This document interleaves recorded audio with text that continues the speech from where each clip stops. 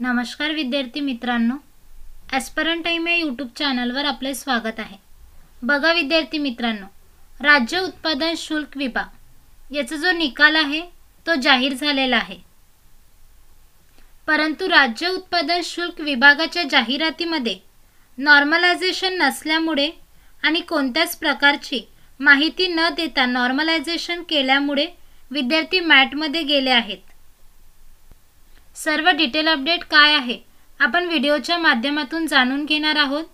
त्यापूर्वी व्हिडिओला like share करा आणि आपल्या चॅनलवर जर नवीन असाल तर ॲस्परंट टाइम या यूट्यूब चॅनलला सबस्क्राइब करा।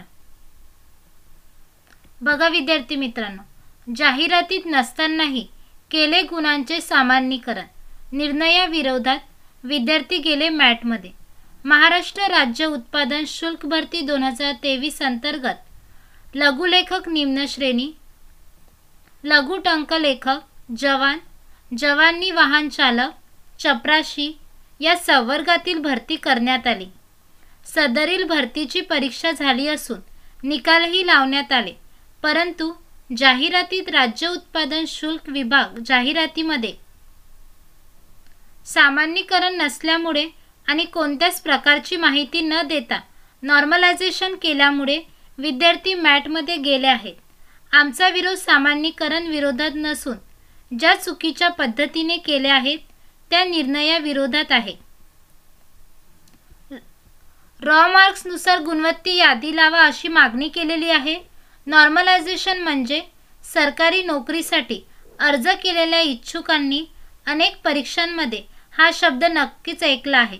अडचणीच्या स्तरावर एकाधिक शिफ्टमध्ये उपस्थित राहिलेल्या उमेदवारांचे गुण समान करण्याची प्रक्रिया म्हणजेच नॉर्मलायझेशन। त्याचप्रमाणे याचा अर्थ असा आहे की अधिकारी अनेक शिफ्टमध्ये परीक्षा आयोजित करतात आणि अडचणीच्या पातळीतील कोणताही फरक विचारात घेण्यासाठी विद्यार्थ्यांचे गुण सामान्य करतात। दरवर्षी लाखो विद्यार्थी विविध विभागांमध्ये स्पर्धा परीक्षा देतात। अधिकाऱ्यांना एका दिवसात आणि फक्त एका शिफ्टमध्ये विद्यार्थ्यांच्या चाचण्या घेणे शक्य नाही। अशा वेळी सरकारने सामान्यीकरण संकल्पना आणली आहे। जेव्हा परीक्षा एकापेक्षा जास्त सत्रामध्ये घेतली जाते तेव्हा सामान्यीकरणाची प्रक्रिया इच्छुकांच्या गुणांशी बरोबरी करते। जे सर्व शिफ्टचा भाग असतील त्यांची क्षमता समान करते। जेव्हा सामान्यीकरण केले जाते तेव्हा हे मूलभूत गृहीतक असेल। परीक्षेला बसणाऱ्या विद्यार्थ्यांची संख्या नेहमीपेक्षा जास्त असेल तर हा मूलभूत गृहीतक चित्रात येईल। अशा प्रकारचे प्रत्येक परीक्षांमध्ये सामान्यीकरण केले जाते, पण सामान्यीकरण करावयाचे असल्यास तत्पूर्वी ज्या विभागाने सामान्यीकरण करायचे असते त्या विभागाच्या जाहिरातीत अशा प्रकारचे नमूद केलेले असते, पण राज्य उत्पादन शुल्क विभागाच्या जाहिरातीमध्ये तशा प्रकारचे नमूद केले नसल्याने चुकीच्या पद्धतीने नॉर्मलायझेशन केल्यामुळे आमचा विरोध असल्याचे युवा रोजगार परिषद अध्यक्ष डॉक्टर लक्ष्मीकांत कलमुर्गे यांनी म्हटले आहे। बघा विद्यार्थी मित्रांनो, राज्य उत्पादन शुल्क विभागाच्या जाहिरातीमध्ये